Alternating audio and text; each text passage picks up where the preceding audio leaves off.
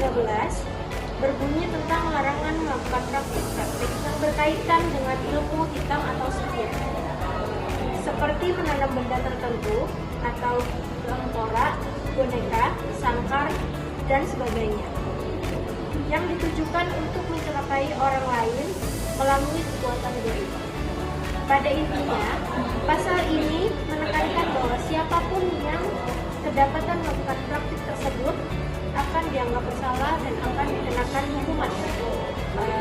Pandangan kami terhadap pasal ini adalah satu, latar budaya dan kepercayaan lokal.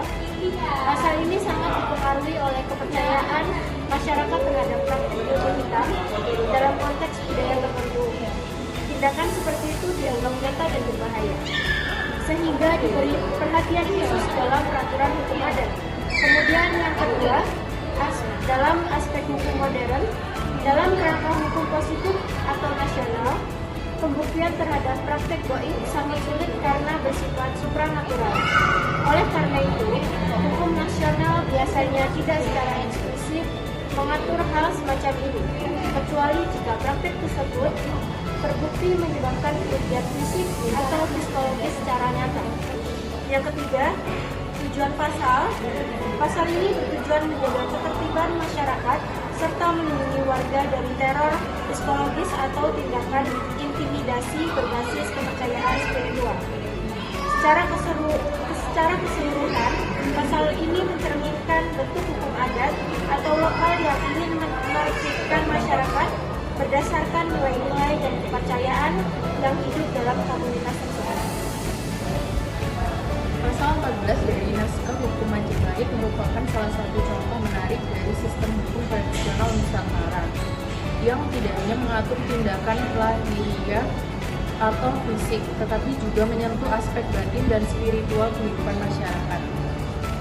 Pasal ini secara khusus melarang seseorang melakukan pekerjaan yang menyerupai pekerjaan juru tenung atau dukun dengan tujuan untuk mempengaruhi perasaan orang lain agar menjadi ramah atau bersahabat dengannya. Praktik ini dikenal sebagai mitra nuraga, yaitu guna-guna untuk menjalin persahabatan. Dalam pasal tersebut dijelaskan bahwa praktik ini dilakukan dengan menuliskan nama seseorang di atas lempengan tembaga, menanamkannya di batang pohon tertentu atau tempat-tempat khusus, serta dibumbui dengan beras kunyit. Jika seseorang tertangkap melakukan hal tersebut, ia akan dijatuhi hukuman berupa denda 8 tali oleh raja yang berkuasa. Dalam konteks hukum masa kini, pasal ini tampak sangat arkais dan bersifat mistis. Namun, jika ditelaah lebih dalam, pasal ini memuat nilai-nilai hukum yang masih sangat relevan, khususnya dalam hal melindungi hak individu atas kebebasan berkehendak dan integritas emosional. Meskipun praktik guna-guna seperti ini yang disebutkan dalam pasal tersebut tidak diakui dalam sistem hukum modern sebagai tindak pidana langsung, prinsip dasarnya yaitu larangan atas manipulasi hubungan antar individu untuk kepentingan sepihak masih tetap berlaku. Di masa kini, manipulasi perasaan bisa terjadi dalam berbagai bentuk, misalnya dalam bentuk gaslighting, catfishing, penipuan asmara, eksploitasi psikologis, atau penyalahgunaan informasi pribadi untuk mempengaruhi opini atau perasaan orang lain. Beberapa dari praktik ini bahkan dapat dijerat dengan hukum positif seperti KUHP, UU ITE, atau hukum perlindungan data pribadi. Selain itu, pasal ini juga mencerminkan nilai-nilai etika yang dijunjung tinggi oleh masyarakat Majapahit, di mana hubungan sosial diatur oleh asas saling menghormati dan kejujuran. Melalui pelarangan terhadap mitra nuraga, tampak bahwa sejak dahulu masyarakat sudah mengenali adanya bahaya ketika seseorang mencoba mengatur atau memaksakan relasi sosial secara tidak alamiah, meskipun dengan cara yang tidak kasat mata. Ini menunjukkan bahwa hukum tidak hanya hadir untuk mengatur perilaku yang tampak, tetapi juga menjaga keseimbangan moral dan sosial dalam kehidupan masyarakat. Dengan demikian, meskipun pasal 14 dari hukum Majapahit tidak dapat diterapkan secara langsung dalam konteks hukum Indonesia saat ini, namun semangat dan nilai-nilai di kandungnya masih sangat relevan. Pasal ini bisa dimaknai sebagai warisan hukum yang menunjukkan bahwa sejak zaman kerajaan, masyarakat di Indonesia telah memiliki kesadaran akan pentingnya menjaga integritas relasi sosial dan melindungi individu dari pengaruh yang tidak wajar, bahkan jika itu datang dari dimensi non-fisik. Hukum adat seperti ini bisa menjadi sumber inspirasi dalam pengembangan hukum nasional yang menghargai keberagaman budaya dan nilai-nilai lokal sambil tetap menjaga prinsip-prinsip universal tentang keadilan dan perlindungan hak asasi manusia. Baik, saya akan membacakan hasil tanggapan dari kelompok kami mengenai pasal 17 Undang-Undang Majapahit, yang mana dalam pasal 17 ini sistem hukum Majapahit mencerminkan nilai-nilai keadilan yang luar biasa progresif untuk dalam konteks zaman kerajaan klasik di Nusantara. Dalam pasal ini dijelaskan bahwa siapapun baik orang kecil, penutur, maupun pendusta apabila terbukti melakukan hasutan atau tuduhan tanpa dasar dapat dijatuhi hukuman berupa denda, pidana malu.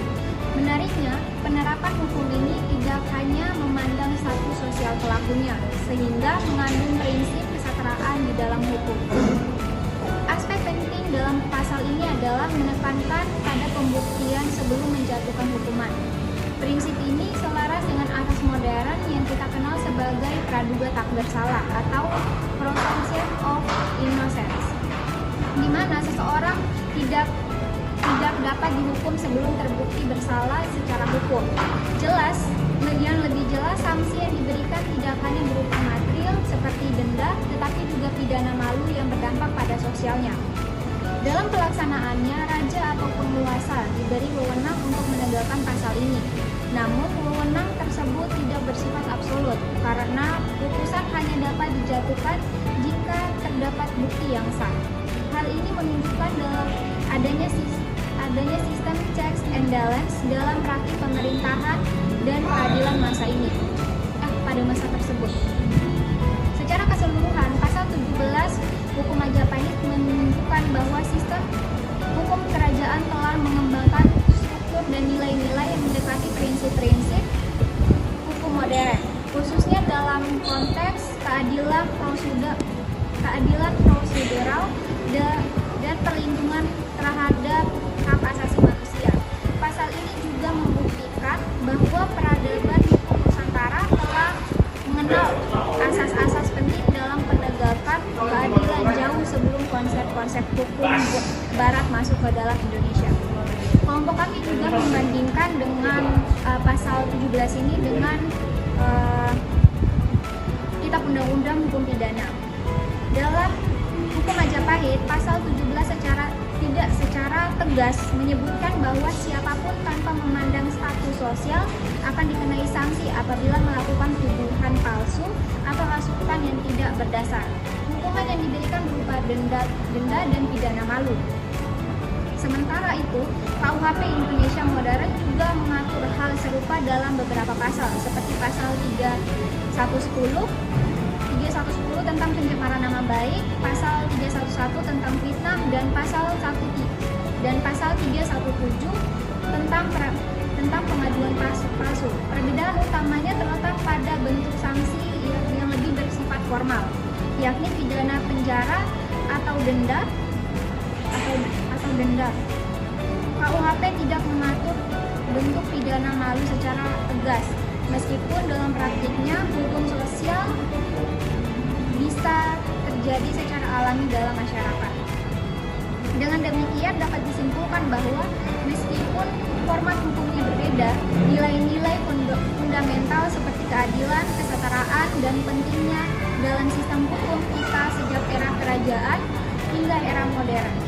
Perbandingan ini menegaskan bahwa warisan hukum Majapahit masih relevan dan dapat menjadi cerminan kearifan lokal dalam pengembangan hukum nasional Indonesia.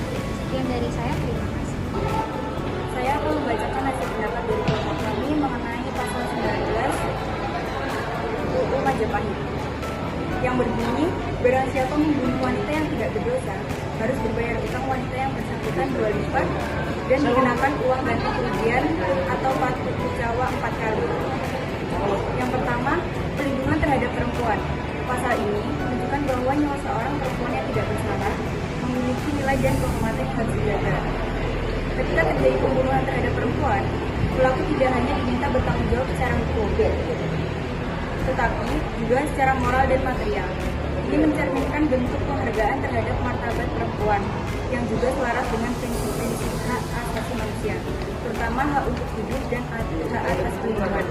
Yang kedua, konsep restoratif dan retributif. Pasal ini memuat dua aspek penting.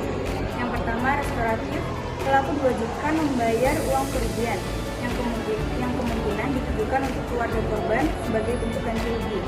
Yang kedua, ada retributif. Selain ganti rugi, pelaku juga dikenakan hukuman yang bersifat pembalasan atau penjeraan. Kombinasi keduanya bisa dianggap sebagai bentuk keadilan yang menyeluruh, memulihkan korban atau keluarga dan menghukum pelaku. Yang ketiga, ada istilah dan relevansi kontemporer, yaitu istilah homoseksuali yang disebutkan dalam pasal ini tampaknya merupakan istilah dari bahasa asing atau sistem hukum tradisional yang maknanya tidak dijelaskan secara eksplisit. Dalam hukum modern, kejelasan istilah sangat penting untuk mencegah multi-interpretasi. Maka, penerapan pasal seperti ini dalam konteks hukum sekarang perlu adaptasi atau penjelasan tambahan agar tidak melanggar asas legalitas. Dan yang keempat, ada keadilan dan proporsionalitas. Frasa 4 kali, hukuman perlu dikritisi dari segi proporsionalitas. Hukum modern menekankan bahwa hukuman harus sebanding dengan tindak kejahatan. Tanpa penjelasan yang rinci, 4 kali bisa dianggap tidak proporsional atau bahkan tidak adil bila tidak sesuai dengan tingkat kesalahan pelaku. Kesimpulan pada pasal ini memiliki semangat perlindungan terhadap korban, perempuan, dan penegakan keadilan. Namun, untuk diadopsi dalam sistem hukum modern, pasal ini perlu menyesuaikan istilah hukum agar sesuai dengan asas kepastian hukum, penjelasan lebih lanjut mengenai jenis dan bentuk hukuman, pemastian bahwa sanksi yang dijatuhkan tetap sesuai dengan prinsip keadilan dan hak asasi manusia. Di sini saya mengambil pasal 22 Undang-Undang Majapahit, yang siapa memberi tempat kepada penjahat yang berbuat rusuh seperti pencuri supaya dirampas semua harta miliknya oleh raja yang menjaga keamanan dan menghendaki kerajaan. Adapun penjahat yang berbuat rusuh seperti pencuri itu tadi supaya dihukum mati terlebih dahulu. Saya sangat setuju dan juga tidak setuju dengan penjelasan dari undang-undang ini. Berikut penjelasan dari saya. Yang pertama, setuju dengan penindakan terhadap kejahatan. Saya sepakat bahwa masyarakat yang aman memerlukan tindakan tegas terhadap pelaku kejahatan seperti pencurian atau kekerasan. Memberi tempat atau perlindungan kepada pelaku kejahatan bisa dianggap sebagai menghalangi hukum dan membahayakan masyarakat. Dalam konteks ini, saya mendukung adanya sanksi yang tegas untuk menjaga ketertiban umum. Dan yang kedua, saya keberatan terhadap hukuman mati yang diberikan kepada pelaku di pasal 22 ini. Namun saya tidak setuju dengan hukuman mati sebagai bentuk sanksi. Ini adalah pandangan yang selaras dengan pendekatan yang lebih humanistik dan modern terhadap keadilan. Beberapa alasan umum yang melandasi penolakan terhadap hukuman mati yaitu irreversibilitas, yaitu jika terjadi kesalahan dalam proses hukum, hukuman mati tidak bisa diperbaiki. Yang kedua, etika dan hak asasi manusia. Yang ketiga, efektivitas yang dipertanyakan. Dan yang keempat, potensi penyalahgunaan. Kemudian solusi yang saya terapkan untuk undang-undang ini adalah saya mungkin mendukung bentuk hukuman yang lebih proporsional dan memberi ruang bagi rehabilitasi seperti hukuman penjara jangka panjang, kerja sosial atau pemulihan bagi korban, serta program reintegrasi sosial untuk pelaku yang bisa berubah.